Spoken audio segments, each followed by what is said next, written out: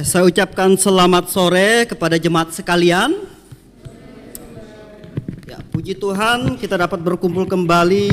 Ini bukanlah suatu kekuatan kita sebagai manusia, melainkan ini adalah anugerah Tuhan yang memberikan kita kesempatan untuk bisa menghirup udara di pagi hari, bahkan sampai menjalankan setiap aktivitas kita di hari ini.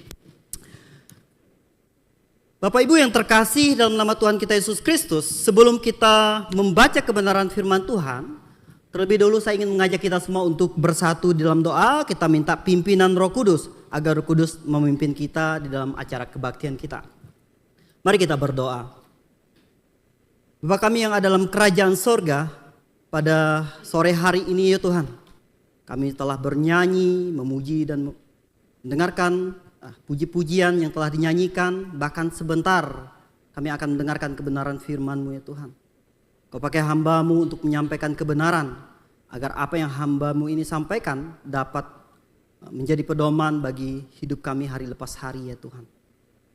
Kami serahkan waktu kami ke dalam tangan-Mu hanya dalam nama Tuhan Yesus Kristus. Amin. Ya, Bapak Ibu yang terkasih dalam nama Tuhan kita Yesus Kristus, saya ingin mengajak kita untuk merenungkan firman Tuhan di dalam Roma. Coba kita buka dalam Roma pasal 8 ayat yang keempat.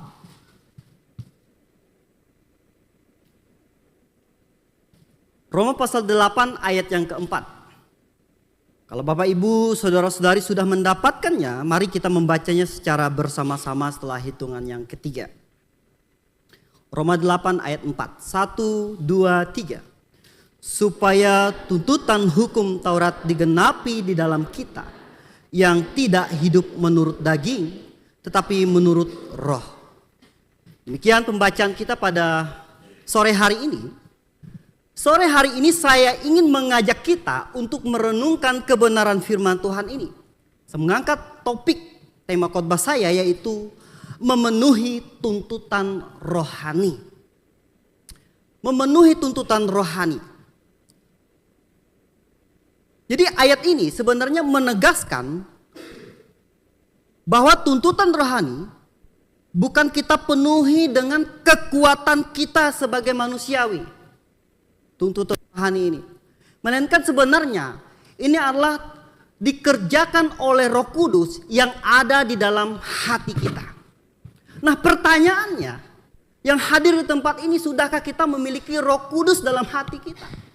Sudahkah kita dimeteraikan oleh Roh Kudus? Nah, ini sebuah pertanyaan untuk kita yang hadir di tempat ini.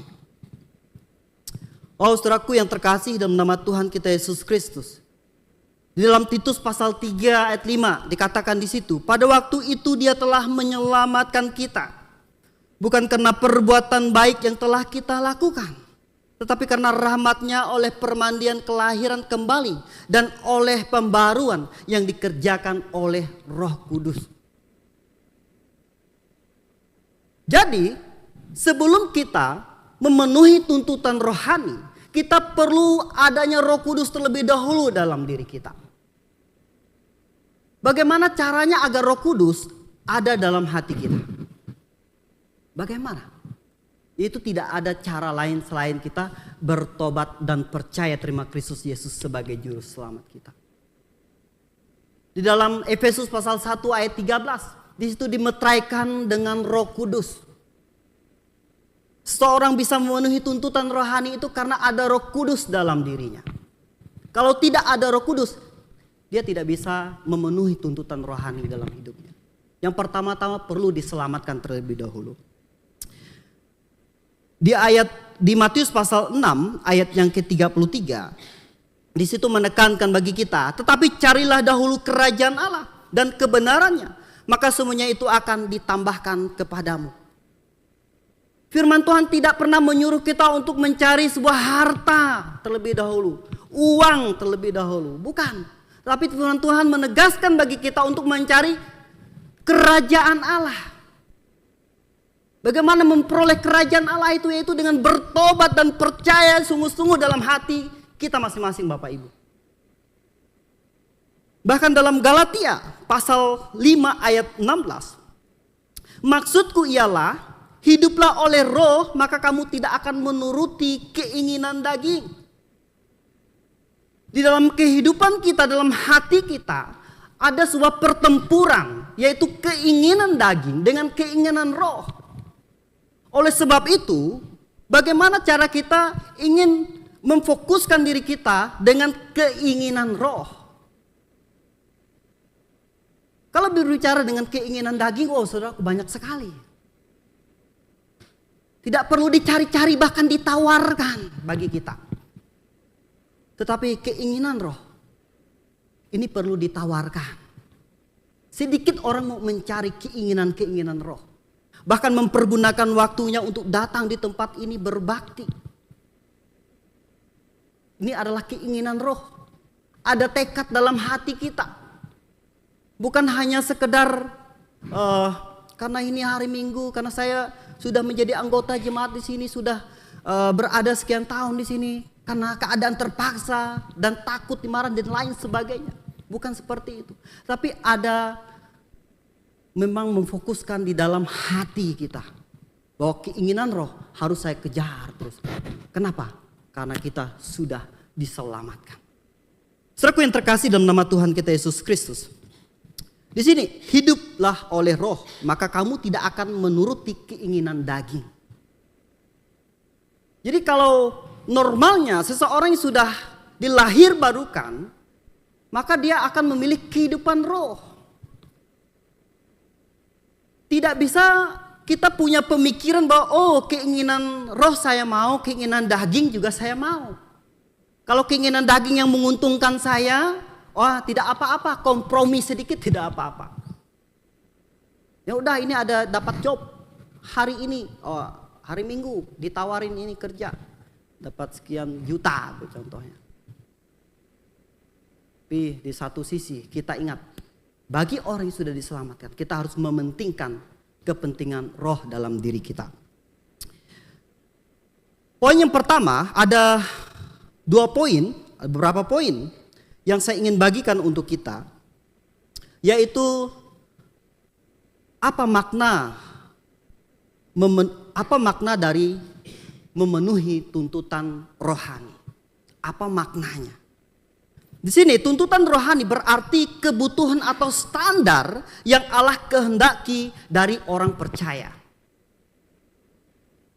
Jadi standar yang Allah kehendaki bagi orang percaya.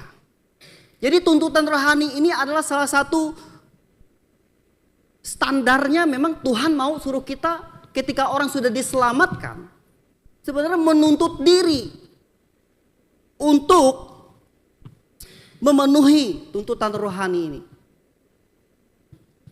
Tuntutan rohani ini tidak sekedar aktivitas secara lahiriah dalam pelayanan kita. Tidak hanya sekedar itu. Yang hanya dilihat seseorang, oh dia ini rajin, oh dia ini rajin.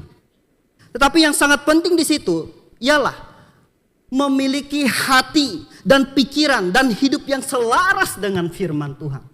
Ini yang sangat penting. Memiliki hati yang selaras dengan firman Tuhan serta diaplikasikan dalam setiap pelayanan kita. Jadi kita harus memiliki pemikiran yang benar sungguh-sungguh meluap dari hati. Tuhan tidak pernah melihat kegantengan, Tuhan tidak pernah melihat kekayaan, Tuhan tidak pernah melihat gagah, berotot dan lain sebagainya. Nyatanya Tuhan melihat hati. Melihat hati. Seperti Tuhan melihat Daud. Bukan melihat secara fisik. Fisik itu mau ganteng, mau apa itu bonus. Tapi Tuhan melihat hati. Daud memiliki fokus yang sangat-sangat untuk kebutuhan rohani. Saudaraku yang terkasih dalam nama Tuhan kita Yesus Kristus. Di Matius pasal 5, saya baca untuk kita. Matius pasal 5 ayat yang ke-48 dikatakan di sini. Karena itu haruslah kamu sempurna. Sama seperti Bapamu yang di sorga adalah sempurna. Di ayat ini kita lihat bahwa kata sempurna itu muncul di bagian khotbah Yesus Kristus di akhir gitu, di bukit. Dia khotbah di bukit ini di akhirnya gitu. Karena dalam Matius pasal 5, kalau kita baca dari ayat yang ke-46, di situ dikatakan bahwa apabila kamu mengasihi orang yang mengasihi kamu, apakah upahmu? Bukankah pemungut cukai juga berbuat demikian? Dan apabila kamu hanya memberi salam kepada saudara-saudaramu saja, apakah lebihnya daripada perbuatan orang lain? Bukankah orang yang tidak mengenal Allah pun berbuat demikian? Karena itu haruslah kamu sempurna, sama seperti Bapamu yang di sorga adalah sempurna. Jadi kata sempurna ini banyak salah diartikan oleh orang. Kalau mau masuk surga katanya harus sempurna. Nah, kalau mau masuk surga harus sempurna. Ini firman Tuhan yang berbicara. Lalu orang berkata, berarti manusia tidak ada yang masuk surga dong. Buktinya kan tidak ada yang sempurna. Rata-rata berdosa. Rata-rata berdosa. Ini nanti saya jelaskan. Ini pandangan seseorang. Makanya saya pernah ketemu orang saat saya pelayan di Depok, ketemu orang tua, ini sudah 60-an tahun dia menjadi penetua katanya, penetua. Dia bilang, kalau Bapak pasti gak masuk surga. Oh tidak, dia dari Calvinis. Oh tidak, kenapa Pak? Dia bilang, kenapa? Saya tanya begitu. Karena tidak ada orang yang tidak pernah berdosa katanya, semua orang berdosa. Saya tunjukin ayatnya dalam Roma pasal 10 ayat 98. Itu bertobat dan percaya. Terus ditambah lagi Roma pasal 5 ayat 18, 19. Bahwa ada kata pasti masuk surga di situ. Lalu dia jawab, emang kamu pernah ke surga katanya. Emang kamu pernah ke surga, kamu pasti masuk surga katanya begitu. Wow, ini keras kepala sekali. Firman Tuhan saja dia gak mau dengar. Kekeh dengan pengetahuan yang dia dapatkan dari filsafatnya. Oh saudaraku yang terkasih dalam nama Tuhan Yesus Kristus. Sempurna dalam konteks ayat ini itu memakai sebuah kata teleos gitu. Artinya lengkap, dewasa, matang, mencapai tujuan dan utuh. Itu arti dari kata teleos begitu. Bukan berarti tanpa cacat atau total begitu. Mutlak sempurna seperti Allah. Bukan seperti Allah, manusia itu tidak bisa mempunyai standar seperti Allah. Allah memang mengajarkan standar yang sangat tinggi. Kalau masuk surga harus kudus, ya benar dan amin. Masuk surga harus kudus. Tetapi Tuhan ajarkan kudus sebagai posisi. Tuhan tidak pernah menjanjikan kalau mau masuk surga harus kudus secara karakter. Tidak pernah.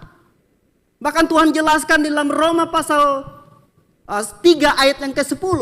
Sebab tidak ada seorang pun yang benar, seorang pun tidak. Bahkan ditambah lagi di Roma pasal 3 ayat 23. Sebab semua manusia telah kehilangan kemuliaan Allah. Jelas Alkitab memberitahukan bahwa tidak ada manusia yang tidak pernah berdosa. Bahkan kekudusan manusia, kesucian manusia itu dianggap seperti kain kotor di hadapan Tuhan. Saudaraku yang terkasih dalam nama Tuhan kita Yesus Kristus. Bukan berarti tanpa cacat, mutlak sempurna seperti Allah, bukan seperti itu. Melainkan yang Tuhan ingin tekankan yaitu kematangan secara rohani dan selaras dengan hati, bahkan dengan kehendak Tuhan. Ini Tuhan ingin ajarkan. Secara konteks Matius pasal 5 ayat 48, di sini sebenarnya Yesus mengajarkan kepada murid-muridnya itu hidup harus melampaui keimanan daripada orang-orang Farisi. Jadi orang Farisi hanya menyerukan bahwa kamu harus ini, kamu harus ini. Bisa hanya kasih wejangan, kalau bahasa kita khotbah kepada orang, tetapi hidupnya tidak selaras dengan kebenaran firman Tuhan. Hanya terlihat bersih di luarnya saja, tapi dalam hatinya penuh busuk, merampas harta-harta orang. Oleh sebab itu, dalam ayat sebelumnya yang saya katakan tadi di Matius pasal 5, saya baca untuk kita Matius pasal 5 ayat ke-43, saya baca ulang. Kamu telah mendengar firman, kasihilah sesamamu manusia dan bencilah musuhmu, katanya di sini. Tetapi aku berkata kepadamu, kasihilah musuhmu dan berdoalah bagi mereka yang menganiaya kamu. Karena dengan demikian kamu menjadi anak-anak Bapamu yang di sorga, yang menerbitkan matahari bagi orang yang jahat dan orang yang baik, dan menurunkan hujan bagi orang yang benar dan orang yang tidak benar. Apabila kamu mengasihi orang yang mengasihi kamu, apakah upahmu? Bukankah pemungut cukai juga berbuat demikian? Dan apabila kamu hanya memberi salam kepada saudara-saudaramu saja, apakah lebihnya daripada perbuatan orang lain? Bukankah orang yang tidak mengenal Allah pun berbuat demikian? Jadi di ayat ini, Yesus menekankan kasih kepada musuh sebenarnya. Kamu telah mendengar firman, katanya, kasihilah sesamamu dan bencilah musuhmu, katanya di sini. Bencilah musuhmu. Ya, bencilah di ayat yang ke-43. Memang di sini membenci musuh dalam orang Yahudi pada saat itu. Di sini ada ayatnya ini di Ulangan pasal 7 ayat 1 dan 2. Saya baca untuk kita. Apabila Tuhan Allahmu telah membawa engkau ke dalam negeri kemana engkau masuk untuk mendudukinya, dan ia telah menghalau banyak bangsa dari depanmu, yakni orang Het, orang Girgasi, orang Amori, orang Kanaan, orang Feris, orang Hewi, dan orang Yebus.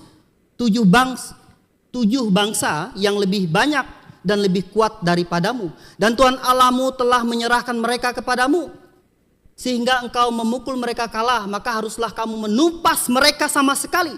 Jangan engkau mengadakan perjanjian dengan mereka, dan janganlah engkau mengasihi mereka. Wow, berarti Allah Israel ini jahat dong gitu kan. Disuruh untuk tidak mengasihi musuhnya. Jadi beda Allah. Oh bukan, saudaraku yang terkasih. Bukan. Bukan ini yang Tuhan maksudkan. Memang pada saat itu Tuhan kan mengeluarkan bangsa Israel dari tanah Mesir pada saat itu dengan sebuah tujuan untuk menduduki tanah perjanjian, yaitu tanah Kanaan. Di situ beda tema sebenarnya. Tuhan ingin bahwa keturunan dari Mesias akan tetap terus bertahan sampai 2000 tahun yang lalu Yesus Kristus datang menjaga itu. Bukan berarti Tuhan langsung tumpas mereka tanpa ada kesalahan dari musuhnya. Tuhan sudah mengetahui bahwa niat jahat si iblis ingin menggagalkan janji keturunan itu. Oleh sebab itu Tuhan berkata bahwa bencilah musuhmu. Karena ini ada sebuah program Tuhan ingin menurunkan sang juru selamat. Kalau seandainya program Tuhan ini tidak Tuhan maju terus menumpaskan musuh, maka tidak ada juru selamat. Nah ini konteksnya di sini ayat ini. Jadi sempurna di sini berarti sempurna dalam kasih sebenarnya. Ini menekankan sempurna dalam kasih, seperti Allah yang mengasihi semua orang tanpa pilihan. Jadi wahyu ini adalah wahyu yang progresif sebenarnya.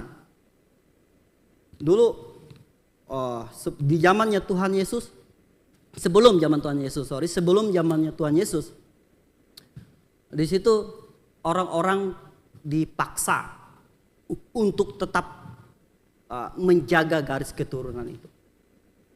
Nah, bahkan bangsa Israel dihukum karena mereka tidak taat kepada firman Tuhan. Nah, bahkan musuh-musuh yang menjaga, yang menghalang itu Tuhan tumpas.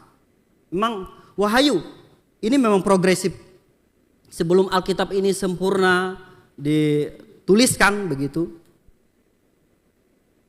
Kalau zaman itu kasihilah, dalam firman Tuhan mencatat tadi, kita tidak boleh membunuh gitu kan. Kita tidak boleh membunuh. Berarti kalau hanya sentil-sentil sedikit tampar kiri kanan boleh dong gitu kan. Oh tidak. Jadi firman Tuhan, mereka orang Farisi Saduki pada saat itu menerapkan hal demikian. Nah, tapi Tuhan sempurnakan lagi di sini. Bahwa mengasihi musuh. Siapapun, Tuhan ingin kita mengasihi sesama kita. Bahkan Tuhan tegaskan berdoa bagi mereka. Saudaraku yang terkasih nama Tuhan kita Yesus Kristus. Apa makna rohaninya? Sempurna sama dengan dewasa dalam kasih. Hidup orang percaya harus menuju kedewasaan. Begitu. Ini maknanya. Sempurna itu sama dengan utuh, tidak terbagi-bagi antara kebaikan dan kebencian. Utuh gitu. Bahkan sempurna sama dengan serupa dengan Kristus. Tadi sudah jelaskan, Kristus adalah teladan kasih dan kekudusan yang sempurna. Kita dijelaskan kembali oleh Kolose pasal 3 ayat 4. Di situ dikatakan bahwa Kolose pasal 3 ayat 14, Kolose pasal 3 ayat 14. Dan di atas semuanya itu kenakanlah kasih sebagai pengikat yang mempersatukan dan penyempurnakan. Terus dalam Ibrani pasal 6 ayat 1. Sebab itu marilah kita tinggalkan asas-asas pertama dari ajaran tentang Kristus. Dan beralih kepada perkembangannya yang penuh. Janganlah kita meletakkan lagi dasar pertobatan dari perbuatan-perbuatan yang sia-sia. Dan dasar kepercayaan kepada Allah. Jadi makna rohaninya ingin menekankan tentang kasih terhadap sesama kita. Tentu sempurna di dalam Matius pasal 5 ayat 48 bukan berarti manusia tanpa dosa. Ini ringkasan, melainkan dewasa secara rohani, utuh dalam kasih dan serupa dengan Allah dalam hal karakter. Ingat saya katakan tadi bahwa Yesus Kristus menunjukkan sebuah moral yang sangat tinggi. Bisa tidak kita melakukan apa yang Tuhan omong dalam firman Tuhan? Jawaban normalnya bisa. Karena Tuhan pernah melakukannya. Kalau seandainya Tuhan tidak pernah melakukannya, maka tidak bisa. Bahkan dijelaskan dalam firman Tuhan bahwa Allah memberi cobaan tidak melebihi dari kekuatan kita. Tuhan tahu batas kita. Tuhan tahu batas kita.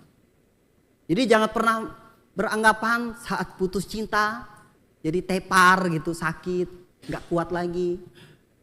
Dalam hal pekerjaan saat bangkrut, tidak, ini mungkin udah titik penghabisan bagi saya. Oh tidak, ingat kembali dengan ayat yang telah Tuhan catat. Yang Tuhan firmankan bagi kita. Tuhan tidak pernah melebihi, memberi cobaan tidak pernah melebihi dari kekuatan kita masing-masing.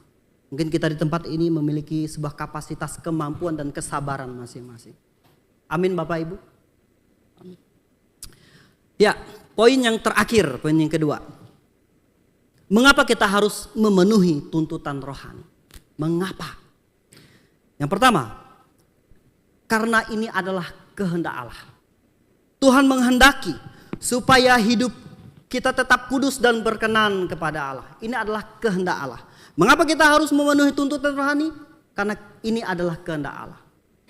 Tadi saya sudah katakan bahwa dilahir barukan kembali, diselamatkan terlebih dahulu, baru kita bisa apa?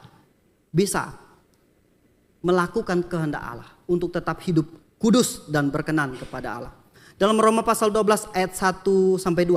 Karena itu saudara-saudara, demi kemurahan Allah aku menasihatkan kamu supaya kamu mempersembahkan tubuhmu sebagai persembahan yang hidup, yang kudus dan yang berkenan kepada Allah. Itu adalah ibadahmu yang sejati.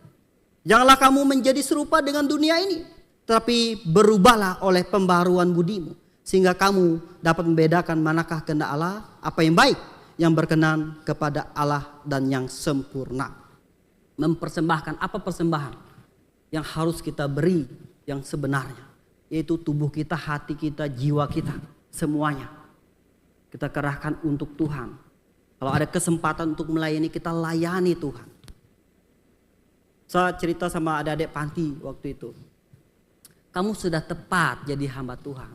Kamu sudah tepat melayani Tuhan. Tidak ada yang seindah melayani Tuhan. Kalau kamu berkata bahwa saya ingin melayani dunia, berarti pandangan kamu hanya sebatas tembok yang ada di belakang saya. atau di depan saya.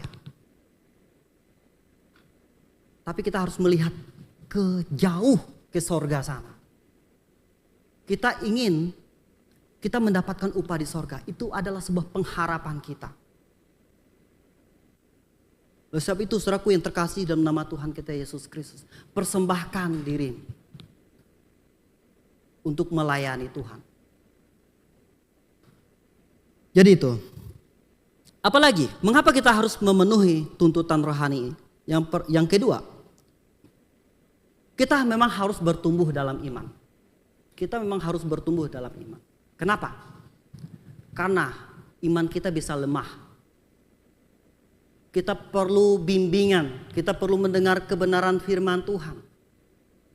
Kita hadir di tempat ini adalah salah satu untuk mempertumbuhkan iman kita. Jangan pernah berpikir dalam hati kita, oh saya kuat. Saya tidak perlu dikasih nasihatin dalam firman Tuhan. Saya tidak perlu diingatkan. Oh cukup saja saya kebaktian pagi hari. Sorenya tidak usah. Itu. Cukup saja pagi hari. Semasih kita masih ada waktu untuk Tuhan. Pergunakan itu. Waktu tidak bisa ditarik kembali. Waktu berlalu sudahlah berlalu. Oleh sebab itu pergunakan waktu kita dengan baik. Dengan baik. Terus yang selanjutnya, kesaksian. Jadi mengapa kita harus memenuhi tuntutan rohani? Kita perlu bersaksi atas dunia ini. Karena kita sudah diselamatkan, kita perlu bersaksi. Perlu bersaksi. Di dalam Matius pasal 5 ayat 16, demikianlah hendaknya terangmu bercahaya di depan orang, supaya mereka melihat perbuatanmu yang baik dan memuliakan Bapamu yang di sorga.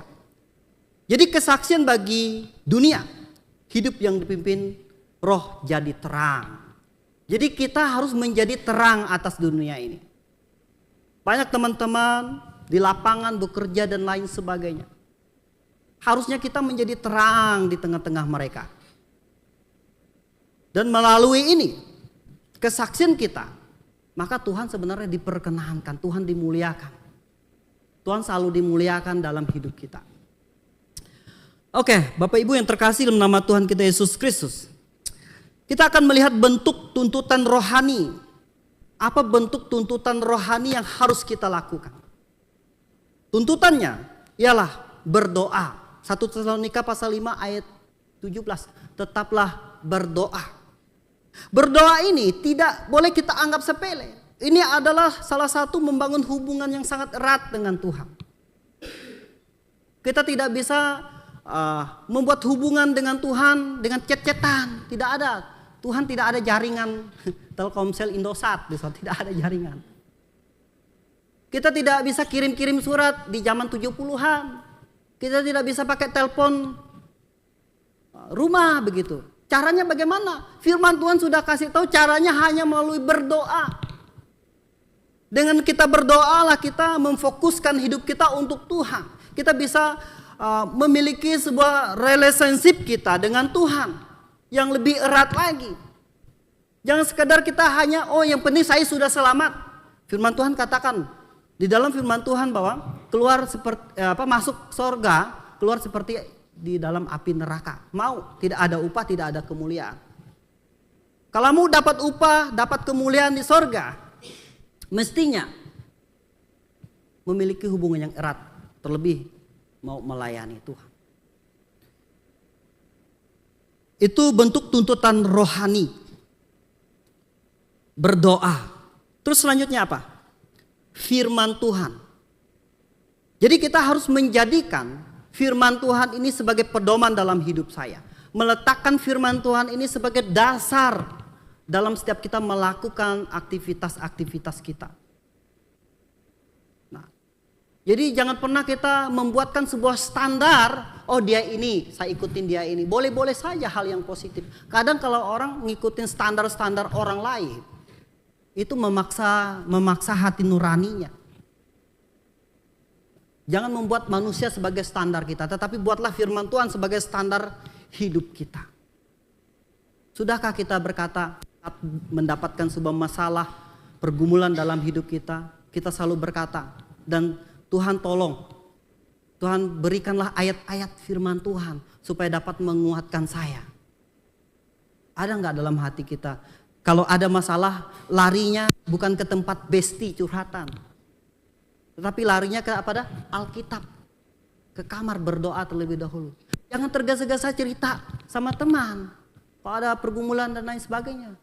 Nyatakanlah itu dalam doamu kepada Tuhan. Itu langkah yang terbaik. Kalau sudah sampaikan baru kita bisa cerita.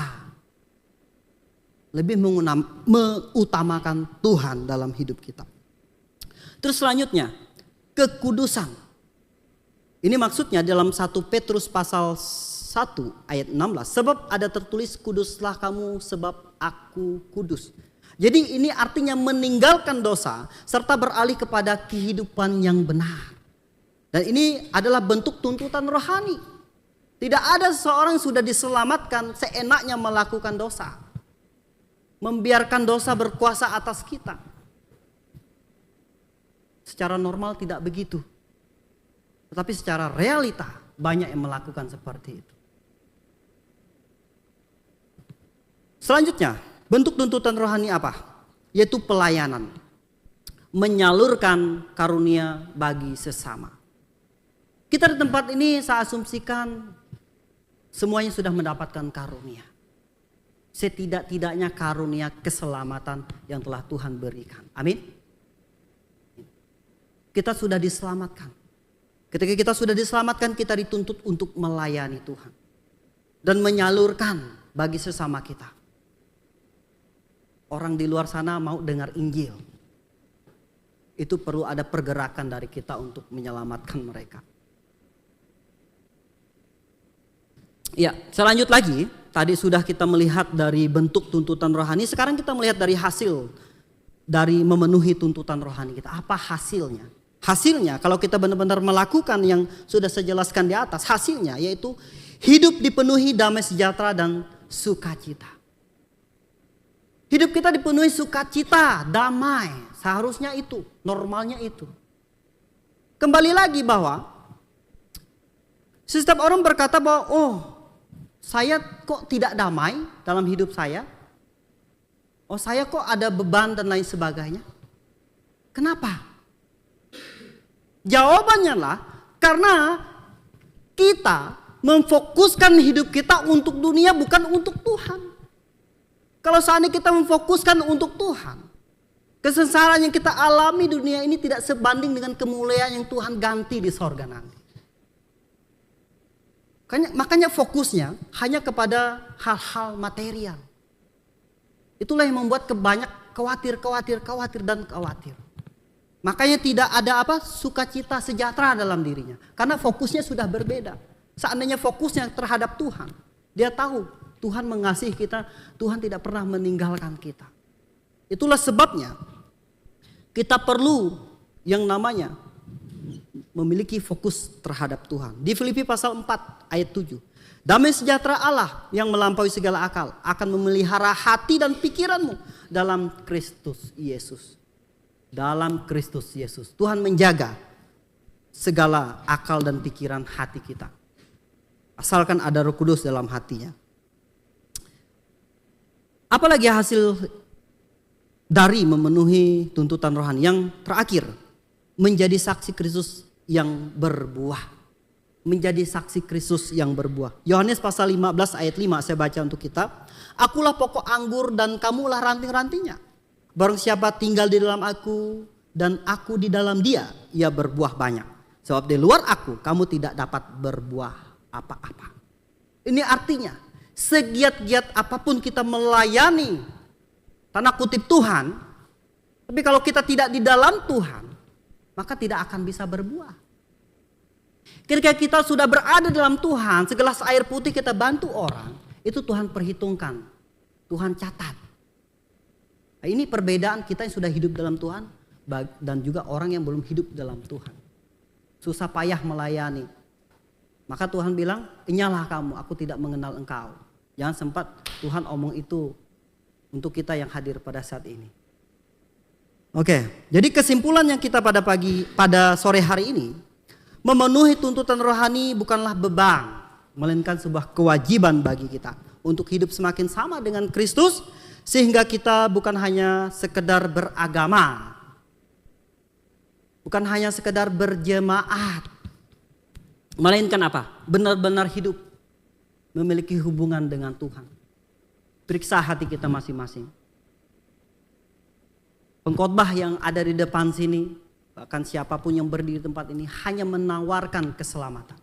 Hanya menawarkan Kristus sudah mati bagi Anda, bagi kita semua. Dan pertanyaan, mau gak kita hidup untuk Tuhan dan terima Dia sebagai juru selamat? Mengaku diri orang berdosa. Oleh sebab itu, kita akan bisa memenuhi tuntutan rohani kita. Mari kita bersatu dalam doa. Bapa kami yang ada dalam kerajaan sorga, terima kasih Tuhan. Kami sudah mendengarkan kebenaran firman-Mu.